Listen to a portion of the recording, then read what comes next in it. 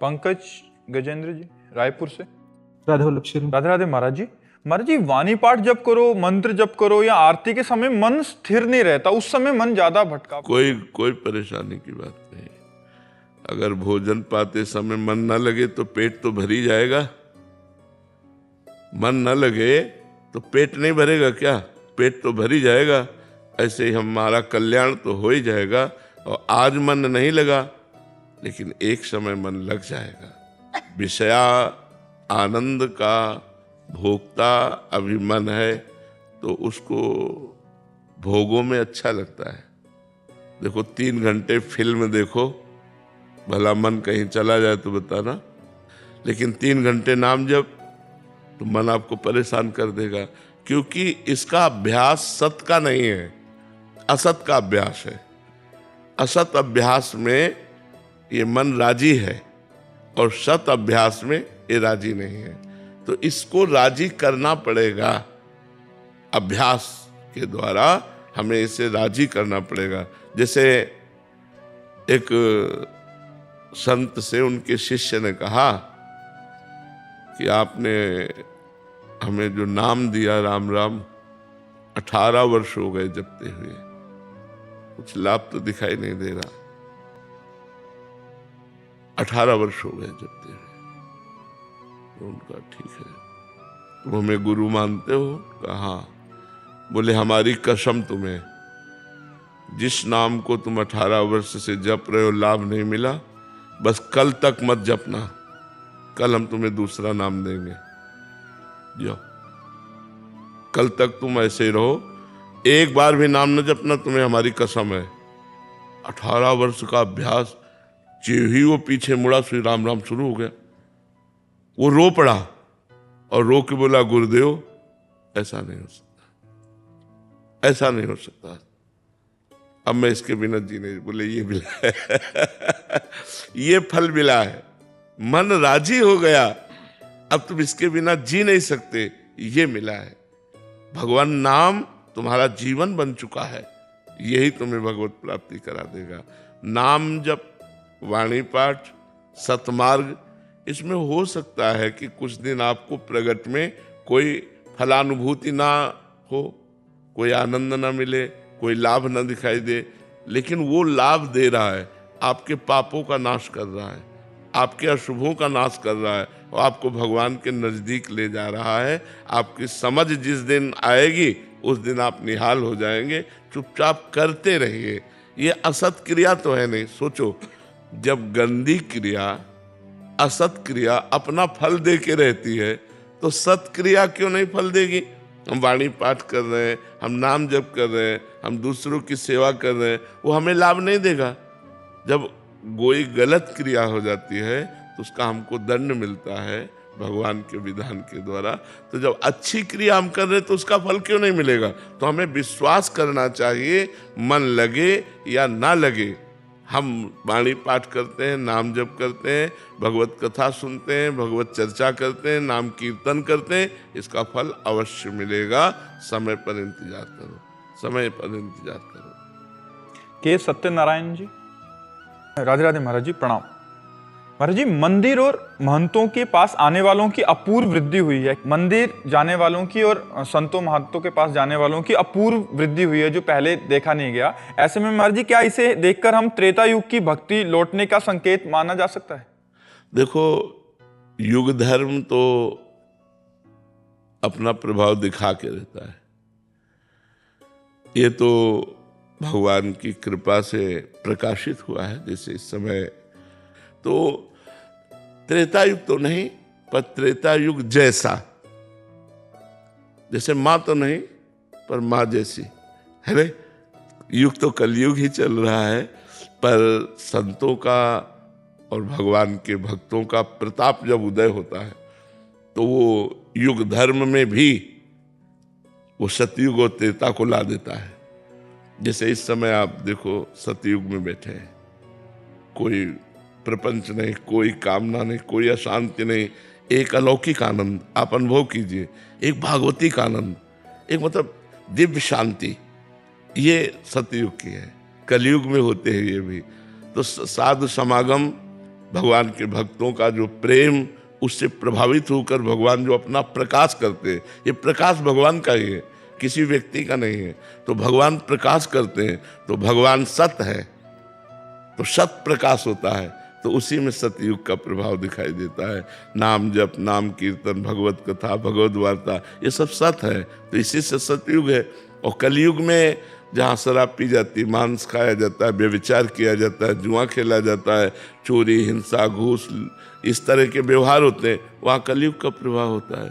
तो इस समय जो प्रभाव दिखाई दे रहा है वो भगवान का प्रभाव है। हम भी आश्चर्यचकित है कि कलयुग में ऐसी प्राणियों की श्रद्धा, जिसे आश्चर्यमयी श्रद्धा कहते हैं, वो आश्चर्यमयी श्रद्धा लोगों में प्रकाशित हो रही।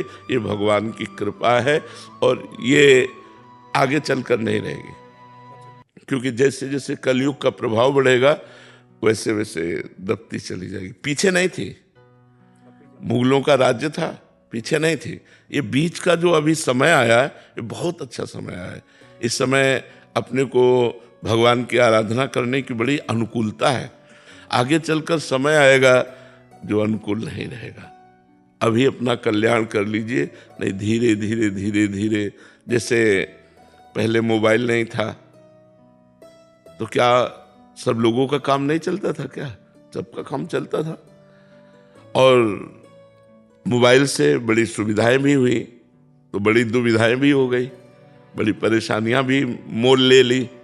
जैसे बच्चे गेम खेलने लगे, पैसे लगाने लगे, गंदी बातें देखने लगे, गंदे सीरियल देखने लगे, उससे गंदी विचार, निगेटिव विचार, धर्म रहित विचार जो हमारे समाज में वायरल की तरह फैल गए। नहीं, वायरस की तरह नहीं फैल गए।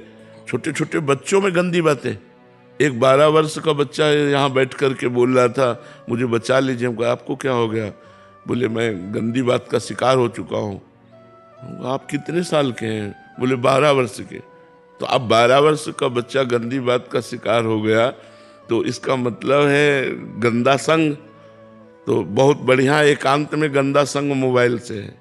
अपना कमरा बंद किया, बोले हम पढ़ रहे हैं और मोबाइल से गंदी बातें बच्चे देखें तो गंदे संस्कार बनते हैं। अब वो बच्चे जिनका 12-13 वर्ष में गंदे संस्कारों द्वारा निगेटिव विचार परिपक्व हो रहा है, वो आगे चलकर क्या कर पाएंगे? साधना कहाँ हो पाएगी? साधना की नींव तो बर्बाद हो गई।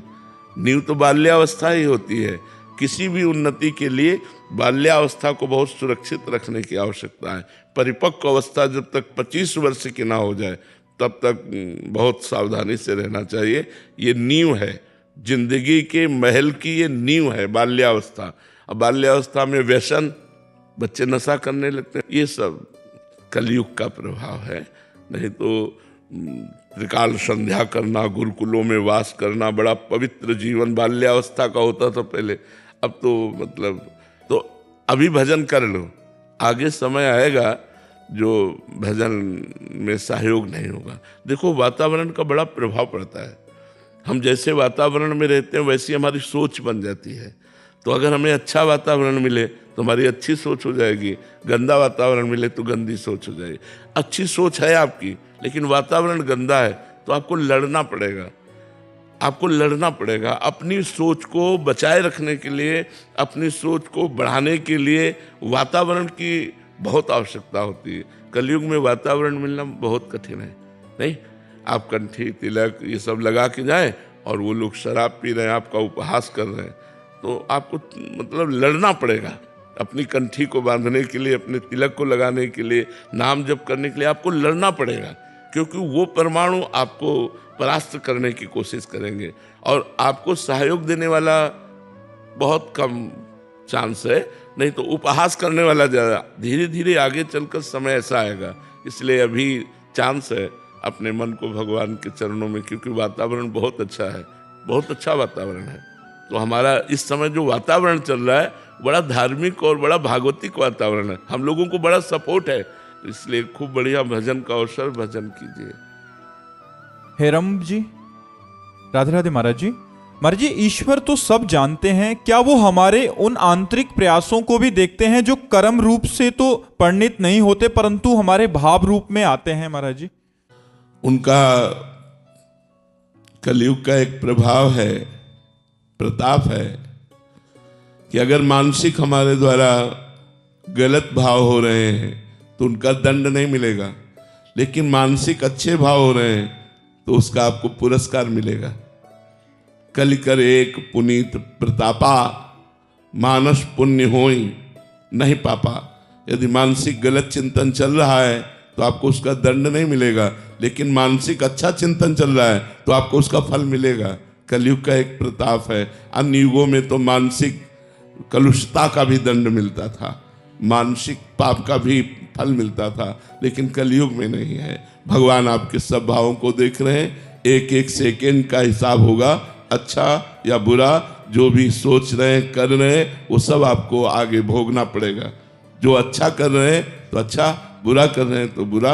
एक एक सेकेंड की सोच को भगवान देख रहे हैं। हमारे प्रभु आपके हृदय में ही बैठे देख रहे हैं, कहीं दूर नहीं है। ज्योति जी दिल्ली से। राधे राधे महाराज जी। महाराज जी, हमें पता है कि भगवान की हम पर असीम कृपा है, उन्होंने जो जरूरी था वो सब हमें दिया और वे हमसे बड़ा प्रेम करते हैं। हमें वो क्या जरूरी दिया? रुपया, पैसा, मकान, परिवार, रिश्ते, नाते, क्या ये हमें जरूरी था? और भूल बढ़ा दी कि जरूरी सामान दे दिया, आवश्यकता की पूर्ति हो गई। हम इसे भगवान को धन्यवाद नहीं देते, हम इस बात पर भगवान को धन्यवाद नहीं देते। माँ अपने को अन्य कार्य में मगन करने के लिए बच्चों के सामने खिलौने फेंक दिया करती है। माँ की कृपा तो तब माने जब खिलौनों से हटा करके हमको अपनी गोद में अपने वक्षस्थल का दूध पिलावे। ये थोड़ी कि और अच्छे अच्छे खिलौने फेंक दिए और आप तो मगन हो गई और मुझे खिलौनों में रमा दिया। क्या खिलौने मेरी आवश्यकता है? आवश्यकता माँ है या खिलौने? माँ। ऐसे आवश्यकता भगवान है या भगवान की माया? माया फेंक दी और उसमें हम राजी हो गए, बड़ी कृपा आपकी। हम नहीं मानते कृपा, हम तो कृपा तब मानते जब माया का पर्दा हटा करके आप मुस्कुराते हुए आइए, मुझे आपकी जरूरत है, माया की जरूरत नहीं।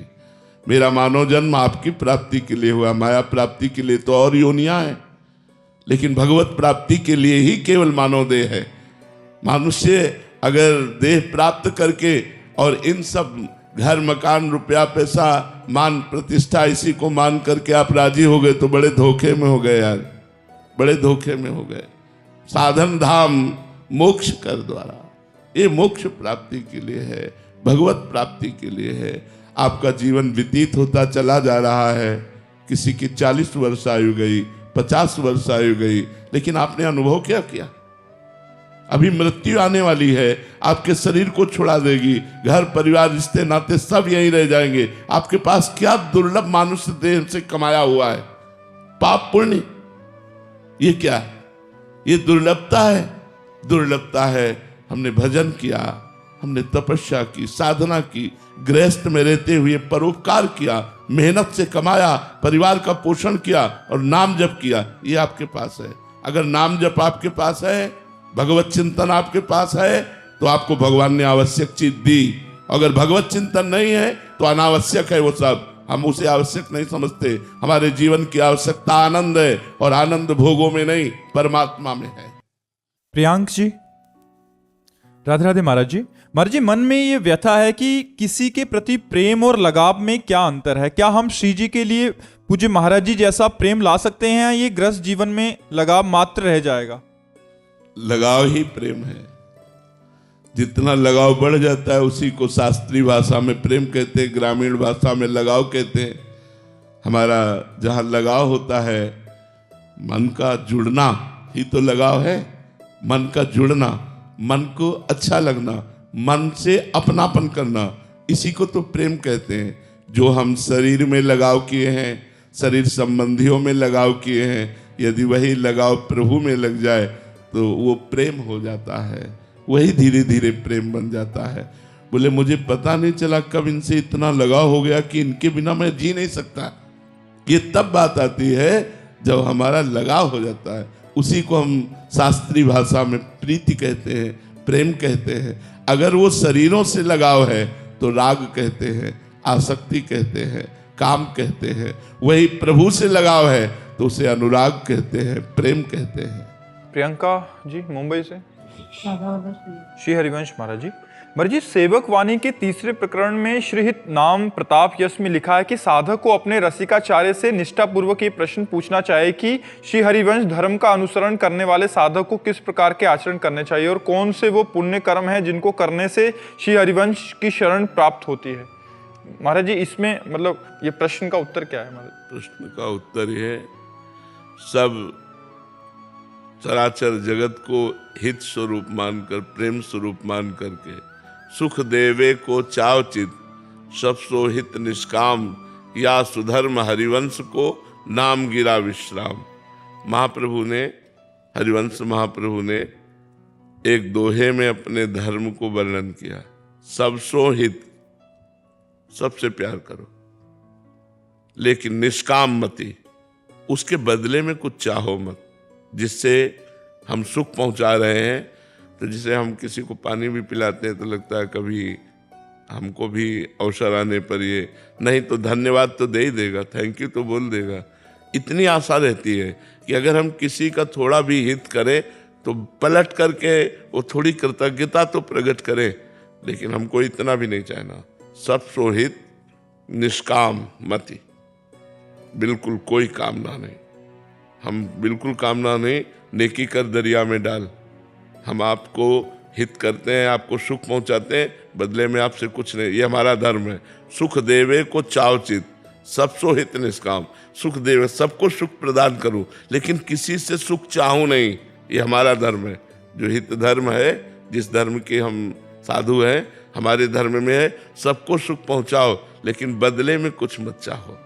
और श्री धाम वृंदावन का आश्रय और वास स्वीकार करो, और मुख में राधा वल्लभ का नाम और हृदय में राधा वल्लभ का ध्यान ये धारण करो। सब सोहित निष्काम मति, श्री वृंदावन विश्राम, श्री राधा वल्लभ लाल को हृदय ध्यान मुख नाम। बोले अब ये कैसे होगा? ये कैसे हो सकता है कि सबको सुख पहुंचाए बदले में सुख न चाहे? तो बोले तन ही राख सत्संग में, सत्संग में पहुंचाओ अपने शरीर को, साधु संग में, तो वहां तुम्हें ज्ञान प्राप्त होगा। जब तुम्हें विवेक प्राप्त होगा तब तुम दूसरों को सुख पहुंचाओगे। कि आपको सुख पहुंचाया मानो अपने राधा वल्लभ लाल को सुख पहुंचाया। आपको सुख पहुंचाया मतलब राधा वल्लभ लाल। तो अपने प्यारे को सुख पहुंचाने से बदले में कुछ थोड़ी चाह जाता है, वो सुखी है ये देखकर हमको सुख होता है। अपने प्यारे को सुख पहुंचाया जाता, जैसे माँ अपने बच्चे को अच्छे अच्छे पदार्थ खवा रही, तो उससे पूछो तुम क्यों खवा रही हो? मेरा बेटा है, तुम्हें क्या सुख मिल रहा है? ये खा रहा है, पी रहा है, ये देख के सुख मिल रहा है।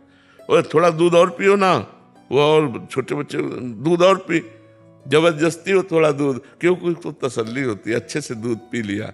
तो ये जैसे माँ अपने बेटे को सुख पहुंचाती है, बदले में कुछ चाहती नहीं, ऐसे हम पूरे जगत को सुख पहुंचाएं। उदार चरिता नाम वसुधैव कुटुंबकम, मेरा पूरा विश्व परिवार है, सबको सुख पहुंचाएं, बदले में कुछ ना चाहें। और मुख में राधा वल्लभ का नाम, हृदय में राधा वल्लभ का ध्यान कैसे होगा? तो बोले तन ही राख सत्संग में। जब तुम सत्संग में बैठोगे, साधु समागम करोगे, तो मन ही प्रेम रस भयो, तब मन प्रेम में जाएगा। और ये क्रिया प्रेम से होती है। सुख चाहत हरिवंश हित, कृष्ण कल्प तरुषेव। यदि तुम सुख चाहते हो, परम सुख चाहते हो, तो कृष्ण रूपी कल्प तरु का सेवन करो। प्रणत कामदम पद्मजार्चितम धरणि मंडनम ध्येयमापदी। भगवान श्री कृष्ण के चरणारविंद ऐसे हैं कि जो उनमें प्रणत हो जाए तो उसकी कामनाओं की पूर्ति कर देते। प्रणत कामदम पद्मजार्चितम, स्वयं लक्ष्मी जी जिन चरणों की पूजा करती है वो चरणारविंद है। तो कृष्ण रूपी कल्पतरु का सेवन करो, सत्संग करो, तो तुम्हारी बुद्धि शुद्ध होगी, जिससे तुम चराचर जगत की सेवा कर पाओगे। तो हमारे धर्म का स्वरूप है सुख देवे को चावचित, सबसो हित निष्काम, या सुधर्म हरिवंश को नाम गिरा विश्राम। हर समय नाम जप चलता रहे, वाणी पाठ चलता रहे, सबकी सेवा बनती रहे, सब में भगवत भाव रहे, यही हमारा धर्म है।